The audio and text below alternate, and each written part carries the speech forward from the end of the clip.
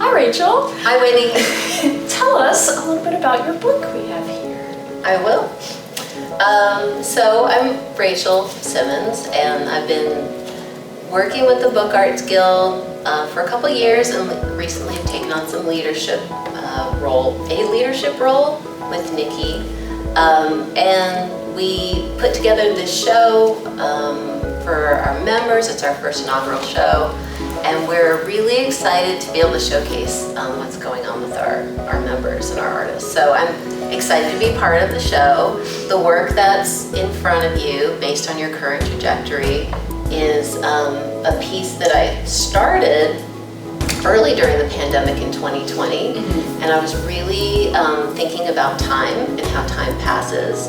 And I think everyone probably had the experience of time passing really differently during the pandemic. Suddenly it seemed so slow, and in some ways then we look back on it and it feels a little bit like a lost year. And since we're still in the pandemic, time still seems to be a strange element to quantify. So my first kind of version of the book sounded like your car's navigation system telling you where to go. Okay. And what your estimated time of arrival might be based on your current route. And in the first version of the book, you would never get to where you were going because the directions kept changing and your arrival time was somewhere in the near present future. Like there was no specific, there was no guidance. It sounded like guidance, but there was no guidance. And I think that was in direct response to just feeling at sea, like you had, when is this gonna end? Yeah, how long will we be trapped in our houses? It feels like this past year. That's exactly what this past year felt like. And also the notion of like a navigation system providing guidance, and it's really useless. Yeah. Right. So I think that was definitely part of my response. And then I set it aside and I revisited again early in 2021. And this time I had a little bit more perspective on the pandemic. It had been going on for a full year. And my questions about time and time passing, I started to research theories on time travel. So I read some time travel, books by Stephen Hawking and some other authors, physicists who are just kind of talking to the general public about how the universe works and how time works and how we might envision time as a material, as an object. Time and space, how those concepts are related, connected, how you find your location in time and space. So as I researched this narrative started to emerge, which happens a lot in my work. I'll go and research some kind of scientific theory, and then I personalize it and internalize it, and what happens is I blend the two together. So I have this personal narrative, and the narrator is building a time machine, sort of, and they're looking for their lost twin. So one of the theories I came across was the twin paradox. Okay. Yeah, have you ever heard of it? I have, yeah. Okay, so it's like two twins are on Earth, Right. but one of them sets course on a spaceship, and it's traveling near the speed of light, because nothing can travel beyond that. And they're gone for a while. And when they return, they have aged differently than their twin. Right. So their twin on Earth has aged as we would normally age, and they have not aged as much. And so are they still twins? How is their relationship affected by that distance and that like profound change that the distance in time has created? So that kind of came to play in the book as well. Is this the first time you have dealt with like time, theory of time, things like that in a book? I think I journal about it all the time. I mean, literally, the very first piece I made during the pandemic was to write about time and cut it up into shreds and then put it in a block of ice, which is still in my freezer. And like when I feel like the pandemic has come to some kind of close, I'm gonna let it melt. I love it.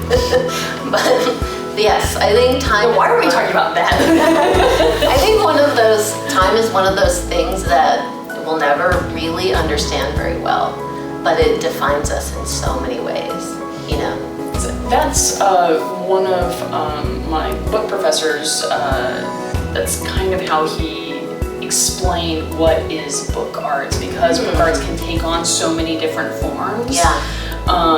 It's the addition of time, like you have art in pages that forces the viewer to flip through at the idea of, you have something on the wall and you have the composition to lead the viewer's eye around, but honestly they could look at it and they could go, but like the book art, the form, the structure, and the many forms it takes kind of sets some kind of pace. So I love it when books reference time, because for me, books themselves are such a time-based medium as well. Yeah, oh, for sure. Yeah, they're sequential. You can't take them in one sitting.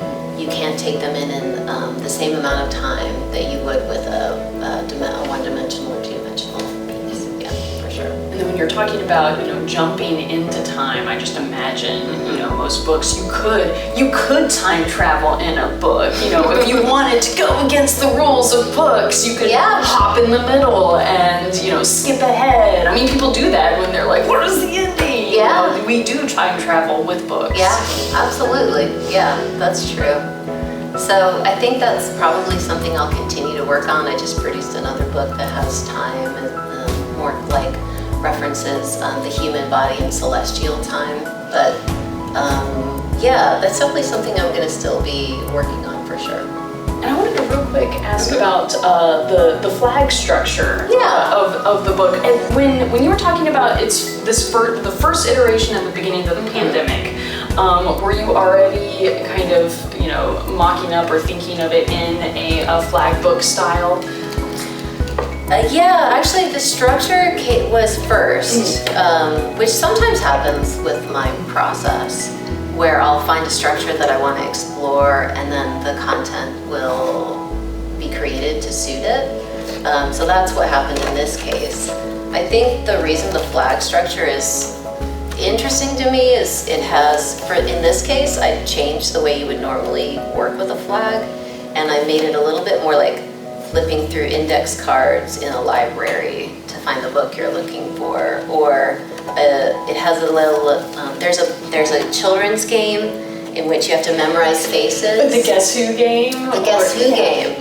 And then... Oh, now I see it. I didn't think about that. There's a little bit of that kind of playfulness. There's a repetition of the figures. So these are all drawings of myself thinking and waiting and also being bored. Like all of the ways in which you would have to sit in a space with nothing to do but think. And what would your body look like if you were doing that, right? So, I'm cupping my head, I'm doing this, I'm just like gazing into space. Sometimes I'm stretching or rubbing my neck. Oh, I love that one, yeah.